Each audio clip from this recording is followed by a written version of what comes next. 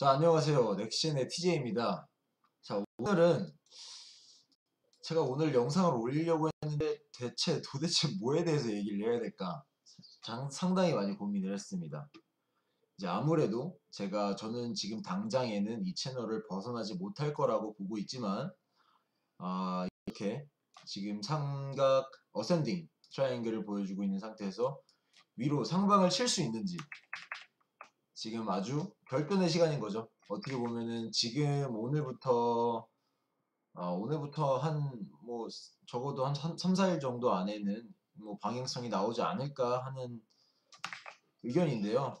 이제 제가 오늘 제가 포스팅을 이제 한 지가 정말 오래됐잖아요. 트레이딩뷰에서. 그래서 이 포스트들을 살펴보다가 아주 흥미로운 것들을 발견을 했어요. 그 중에 하나는 제가 작년 6월이니까 벌써 거의 1년이 다 돼가죠.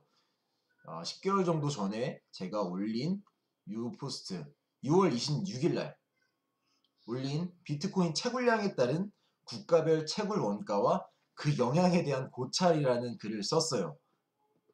저도 지금 놀랍네요.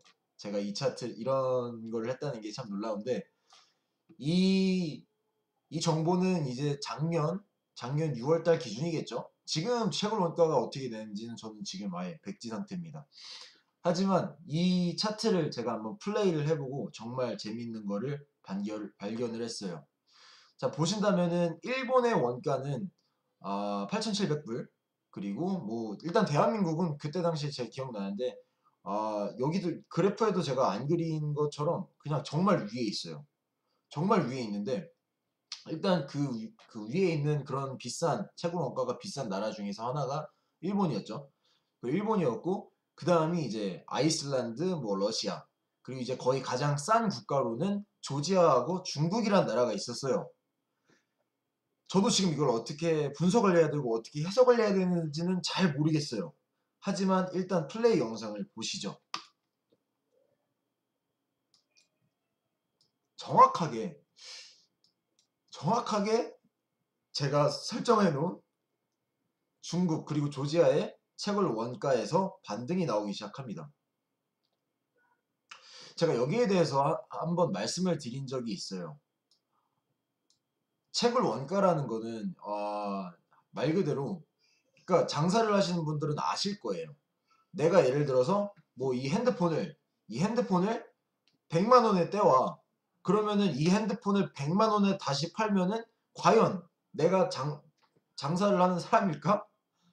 100만 원에 사왔으면은 예를 들어 뭐 150만 원에 판다든가. 결국에는 원가를 제하고 내가 뭔가를 거기서 가져가야지 내가 이득이잖아. 전기세 냈는데 이 기기를 샀는데 이 기기를 똑같이 100만 원에 사서 100만 원에 내놓는 거는 적어도 그 자본주의 시장 안에서 미친놈일 수 있죠. 100만 원에 떼어서 100만 원에 뭐 102만 원에 팔면 좀 이해가 되겠어. 어쨌든 간에 내가 절대 있을 수 없는 일은 이거를 100만 원에 사서 50만 원에 떠는 거. 제가 무슨 뭐 마더 테레사예요? 뭐 다 아낌없이 주는 나무인가? 아니잖아요. 그렇기 때문에 제가 그런 관점에서 이 포스트를 바라봤어요. 어떻게? 채굴 원가보다 가격이 안 나온다면은 이 시장 자체가 존재할 수가 없다. 그러니까 가게로 치면은 예를 들어서 뭐 술집이라고 합시다. 그럼 만약에 내 원가가 내 세일즈보다 높으면은 그거는 비즈니스라고 할 수가 없어요. 그거는 폐업을 해야겠지. 말 그대로. 장사 못합니다. 문 닫고 셔터 닫고 뭐 그래야겠지. 그래서 그 관점에서 바라본다면은 비트코인의 어떻게 보면 비트코인의 작년 6월 기준으로 제가 기억나는 거는 80% 이상이 중국에서 나와요. 그때 당시의 기준으로. 지금은 모르겠어. 지금은 모르겠는데 80% 그때 당시 기준에서 80% 이상이 중국에서 채굴이 되고 있었어요. 그래서 이 차트를 봤으면은 사실상 우리가 알 수 있는 저점은 3000이었어요. 3172. 물론 그 위에서 조금 위에서 한 3244? 뭐 요 정도에서 반등이 왔지만 뭐 지금 뭐 만 불이 넘는데 3천까지 떨어졌는데 뭐 그 몇백 불도 아니지 몇십 불이 뭐 그렇게 중요하진 않죠. 그래서 결론적으로는 지금 제가 예상을 했던 것처럼 이 시장의 논리에 져버리지 않았다는 거죠. 비트코인의 가격은. 만약에 시장 논리가 예를 들어서 그러한 원가를 지키지 않고서 채굴을 한다, 계속한다.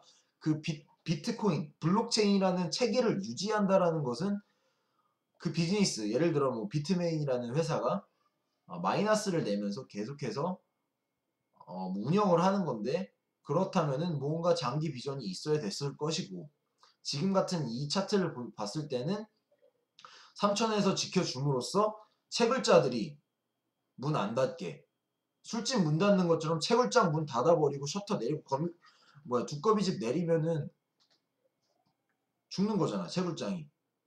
그렇게 됐었겠죠 만약에 이 라인이 뚫렸다면. 하지만 지금 이 라인을 지켜줌으로써 사실상의 어떻게 보면 저는 좋은 사인이라고 봐요.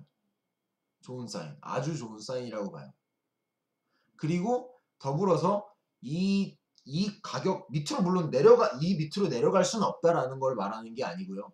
이 가격에서 이 가격이 의미가 없고 그냥 팍 내려갔다면은 정말 이 제 가설이 뭐 쓰잘데기 없는 가설이었겠지만 지금 지켜줬잖아요. 2번 이상은. 한 번, 2번. 그렇기 때문에 비트코인은 지금 현재 바닥에 거의 도래했다라고 저는 판단이 됩니다. 그리고 계속해서 옛날 얘기를 하는데 제가 작년 1월 이때는 트레이딩 뷰를 했었나 모르겠는데 1월 이때쯤에 제가 제 포트폴리오 현금화를 하면서 제가 말씀을 드렸던 게 이 하락세는 약 2년 정도? 1년 반? 짧으면 1년 반 정도 지속이 될 것이다 라고 말씀을 드린 적이 있어요.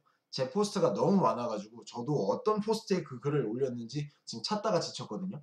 근데 이제 그때 이제 중심적으로 말씀을 드렸던 것이 제가 계속해서 이때쯤에 계속해서 말씀을 드렸던 마운트복스 사건과 지금의 하락세, 지금의 하락장을 비유를 했어요.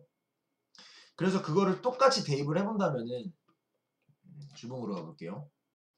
똑같이 대입을 해본다면 비트파이넥스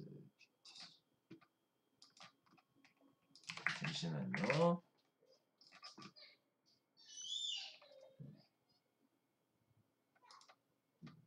자 여기 보시면은 마운트복스 사건이 이때 발발하면서 이런 식으로 계속해서 내려왔었잖아요.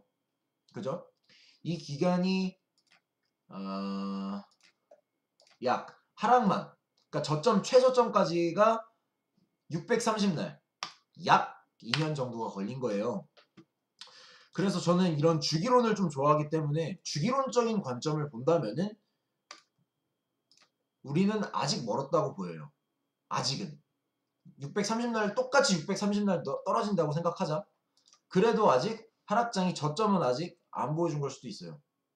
하지만 어느 정도 지금 우리가 거의 500날 이상을 500일 이상을 하락장을 겪었기 때문에 어느 정도 그래도 이 정도는 못 돼도 이 정말 정확한 바닥은 못 돼도 한 요 정도는 되지 않았을까라는 관점이에요. 그렇다면은 이제 단기적인 관점에서 봤을 때는 사실상 비트코인만큼 좋은 투자처는 없잖아요. 물 들어올 때 이거 한번 가면은 사실 뭐 다른 일이 보이겠습니까? 그렇기 때문에 이러한 점들을 고려해 본다면은 지금 추세에도 물론 신경을 써야겠지만 좀 더 큰 그림 안에서 과연 어떻게 어디가 저점일지 맞추는 거를 이제 그 싸움을 하기 시작해야 되는 것 같아요. 그래서 지금 일단 오늘 간단 요약을 들어가 보자면은 다시 XBT로 들어가 볼게요. 4시간 봉에서 보시다시피 제가 말씀을 드렸던 것과 같이 초반에 지금 결전의 시간이에요. 결전의 시간. 제가 사실상 지금에 대해서 너무 많은 말들을 하기가 좀 싫었어요. 왜냐면 저는 지금 제 전략상에서는 이렇게 가는 전략을 보고 있단 말이에요.